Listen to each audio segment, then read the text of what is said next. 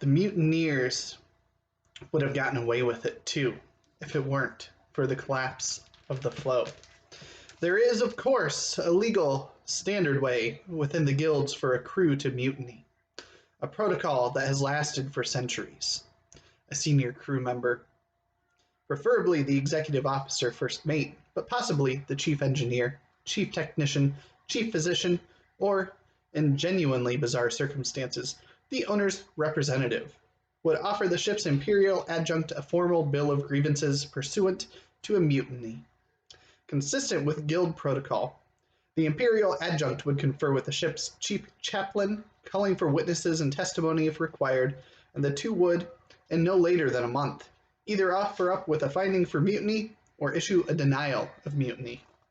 In the case of the former, the chief of security would formally remove and sequester the captain of the ship, who would face a formal guild hearing at the ship's next destination, with penalties ranging from the loss of ship, rank, and spacing privileges to actual civil and criminal charges leading to a stint in prison or, in the most severe cases, a death sentence. In the case of the latter, it was the complaining crew member who was bundled up by the chief of security for the formal guild hearing, etc., etc. Obviously, no one was going to do any of that. Then there is the way that mutinies actually happen, involving weapons, violence, sudden death, the officer ranks turning on each other like animals, the crew trying to figure out what the fuck is going on. Then, depending on the way things go, the captain being murdered and tossed out into the void, and then everything backdated after the fact to make it look all legal and pretty, or the mutinous officers and crew being shown the other side of an airlock and the captain filing a notice of extra-legal mutiny, which cancels the mutineers' survivors' benefits and pensions, meaning their spouses and children starve and are blackballed from guild roles for 2 generations, because apparently mutiny is in the DNA, like eye color or a tendency toward irritable bowels. On the bridge of the Tell Me Another One, Captain Arulos Genios was busy dealing with an actual mutiny, not a paper one. And if she was going to be really honest about it to herself, things didn't look like they were going very well for her at the moment.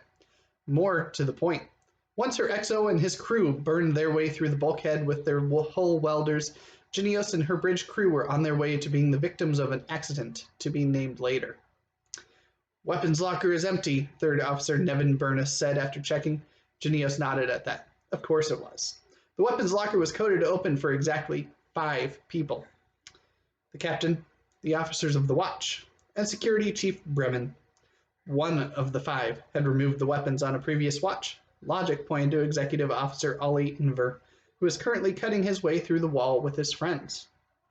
Genios wasn't entirely unarmed. She had a low-velocity dart pusher that she kept in her boot, a habit she picked up when she was running with the Rapid Dogs gang in the Warrens of Gustgrot as a teenager. Its single dart was meant for close contact use. From a distance farther than a meter, all it would do was just piss off whoever got hit with it. Genios was not under the illusion her dart pusher was going to save her or her command. And that, my friends, is part of the opening prologue for The Collapsing Empire by John Scalzi. It's been far too long, my friends, since I've been able to sit down and just talk to you about a book. And that's what I'm doing today, a book that I finished probably close to 2 weeks ago now. If that tells you anything about how behind I am on what I've wanted to make. But I've been busy with things and keeping up with other hobbies that I kind of pushed aside while binging books for a few months. But I wanted to make sure I talked to you about this book because it is pure delight.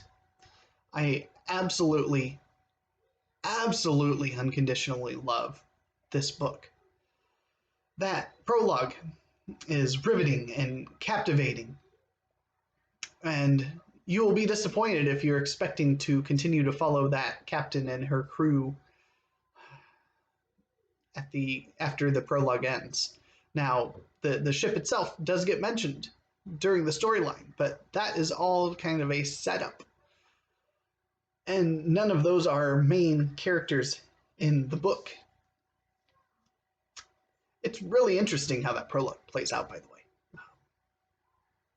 Mutiny is always a fun opening. and it makes you feel like you're on a pirate ship. That instead of being in space, you could just as easily be rolling along, swaying on the seas in a pirate ship. And so it's fun. Reminds me a lot of, I just recently, a couple months ago, read Ship of Magic by Robin Hobb. And so it felt like it was part of coming home. And I've learned a little something about myself as a reader in reading this and in reading Velocity Weapon with someone and in reading Pillars of the Earth, all three of them being books that I'm reading this month. This one I've finished. Velocity Weapon I'm close to finishing. Pillars of the Earth I'm about 2/3 of the way through. And in all three of them, I was almost instantly captured by the book and happy to keep on pushing ahead and reading because they've been enjoyable. This one, by far, is the fastest paced of the three, and the quickest read. It's also the shortest of the three. But besides that, I've learned, because all three of my different buddy readers had lukewarm opinions rather early on in the book. Didn't really captivate any of them. They were having hard times getting into the book itself, and eventually they would hit a point where it would turn and they would enjoy it more. I was buddy reading this with Kristen L, or just Kristen, over at Kristen L SFF Reader. She does great stuff on her channel, talks a lot about Hugos and the Hugo nominees, and this series was nominated as a best series for the Hugos. And so that was why she kind of wanted to buddy read this.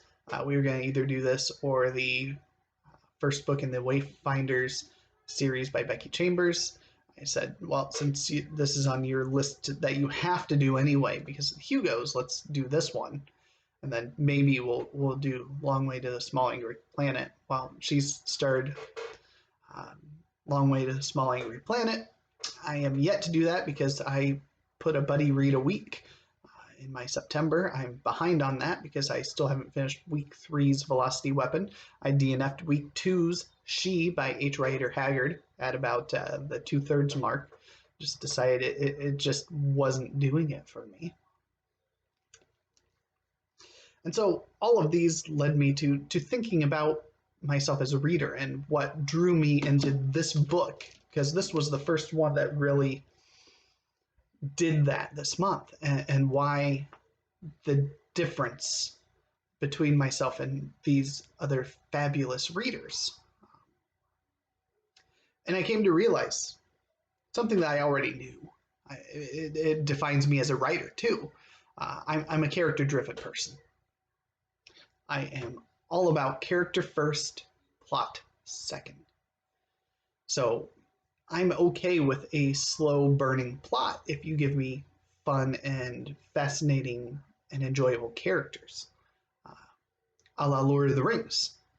No one would tell you that that book is fast paced at the beginning. It is very, very slow in how it's developing things. Even in The Hobbit, it takes a long time to really get going, but there are characters that just grab you and make you want to come along for the ride. And the same holds true in this book.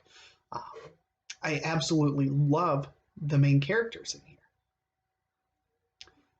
Even going through all their ups, all their downs. And the more I thought about it, the more I realized that holds true with the other books that I've been reading this month with some buddies that they've had issues with. Pillars of the Earth has outstanding cast of characters that I love the characters, and there's a character in there that I absolutely love to loathe, because hate is not a strong enough word. I absolutely despise one of those characters, and if you've read Pillars of the Earth, you probably can guess which character that is. And I'll have more thoughts on that. Probably not this month. Probably next month will be when I finish Pillars of the Earth. It's my buddy read with Bright Bookish. We both kind of agreed early on that this might just go ahead and be a 2-month buddy read because it's a long book. even on audiobook, it's over 40 hours, which is, you know, Sanderson, Way of Kings, and other Stormlight Archive length. So, but more about the collapsing empire. Sorry, I just like having conversations with you. The characters in here are fantastic, and it has a very interesting problem that surfaces most of the way through. I mean, you get glimpses of it at the very beginning. And in that first sentence, I think it was, in the prologue, it even tells you. The mutineers would have gotten away with it too if it weren't for the collapse of the flow. And so the flow is basically this connection that connects planets together, and you go into the flow with your ship, and you can come out at these different spots, and it helps you to travel between them quickly. So there's no faster than light travel. There's none of that. The only reason that we're able to travel from planet A to planet B is because there's this flow, and without it, these planets would be so far away that they are isolated. Earth is no more, and so they have a central planet, kind of the hub of the activity, because it connects to all of the other planets. And it is one of the big players in the story here. And then the other big playing planet is one called End, which, as you might guess, is at the very end of said flow. So most planets also connect through a series of jumps in there. But at End, there's no going on to planets beyond it, but there's a couple of paths back, including back to that central hub. And so that's kind of the premise in here, is this flow, which is what these planets require to have to thrive, because none of them can sustain life without help. None of them have an Earth environment, an atmosphere, and all of that to allow them to sustain life on their own, except for one planet, and that planet is End. And that kind of is hinted at being a big player into book 2 and 3 of the series, is the importance of End and its ability to sustain life in the face of a devastating event of the eventual collapsing of the flow. But part of the problem is people don't believe that this is going to happen. That flow is not going to change. It's not going to end. It's not going to all of a sudden cease to exist, and they'll have to die slow, painful deaths over many, many years as things slowly dwindle down and wink out of existence on the planet where they get isolated. And spearheading part of this, one of the main characters becomes Emperox, which is kind of the ruler over the entire interdependency. And so that the name of the series is the Interdependency. And that's kind of the ruling organization across the entire empire here, across all of these planets, and they're located on the central hub. And her father is dying, and she's going to be taking over. And she's only taking over because everybody else in line has died. And she, not really wanting to rule, isn't really fit to rule, is going to be viewed as being a weak ruler. And if you know anything about history, you know just what can happen with a weak ruler. And so that's kind of setting that stage on that end. And on the other end, down in End, we have the child of a flow, I don't even know what to call him. So somebody who's studied the flow for many, many decades and has come to realize that this is inevitable. It's going to be happening at some point in time. This flow is coming to a close, and it's going to be soon based on the calculation. So he's like, hey, we need to do something about this. We need to go tell the Emperox about this. And of course, news between these planets takes a long time to travel. So there's always a delay in the news. And so they have no idea on end that there's any risk of the current Emperox dying at some point in time and being succeeded by somebody that is not necessarily as fit to rule. And so these two characters that eventually will come together, their storylines will merge, but a lot happens between point A and point B. And this book being book one in a series, and you can tell it was intended as book one in a series. Most of how it ends is setting up for book two. It does have a semi-satisfactory ending. It doesn't have nearly as egregious a sin as Hyperion, for example, by Dan Simmons, where it was 100% just setting up book two. This one does have an ending in there, but most of it is, hey, to be continued. I would say, I would probably argue that this doesn't really stand alone on its own merit, that you would want to roll into the next book. And that is why I'm going to be rolling into The Consuming Fire in October. I'm not sure if I'm going to be doing an October TBR, by the way. The more I've thought about it, the less I like committing to doing specific books, specific reads. I might do a video where I talk about some of the ones that I'm definitely still keeping. But by and large, I'm going to drop off most of my reading commitments. Because I've enjoyed September, even with the reduced amount of reading I've done this month compared to the previous months. I really enjoyed just being able to pick up what I want to pick up. Now, granted, I've had all those buddy reads scheduled, but those buddy reads were last minute leading into September to fit Space Opera September, and I don't regret any of them. I'm actually here shortly today going to be starting this because my buddy reader, Michelle Lexi, is already, I think, 5 chapters in. Hopefully 5 chapters is only a couple pages, not really long. Okay, so there's chapter 5. So like 80-ish, 90-ish pages, 94. I mean, that's a decent chunk of the book. So I'm going to try to get caught up today because this is only 440-ish pages. And so I'm looking forward to diving into a big ship at the edge of the universe.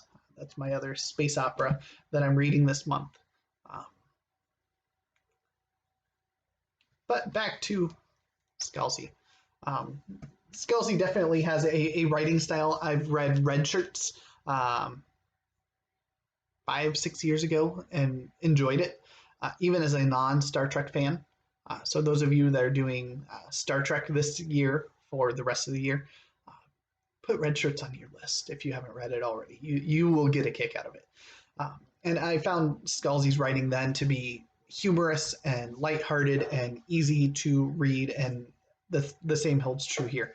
It was comforting because it's so fast-paced and easy to read, and it has me excited to dive into Old Man's War, another one that I'm going to hope to try and pick up sometime in October.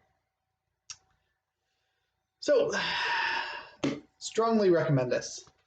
Chris Snell didn't enjoy it nearly as much. He's going to wait and see how I enjoy the rest of the series before making a judgment call on whether to pick it up and read books 2 or 3. So I hope to have an answer for her soon on that one because I thoroughly enjoyed it, and I think it's going to get even better from here. I liked Act 1, so I'm going to hopefully love Acts 2 and 3. Be sure to read it if you haven't already, and leave a comment. Let me know. Have you read it? If so, what were your thoughts? Have you read any other John Scalzi books? If so, what have been some of your reactions to Scalzi's writing? So, thank you for watching, And I'll be back hopefully soon.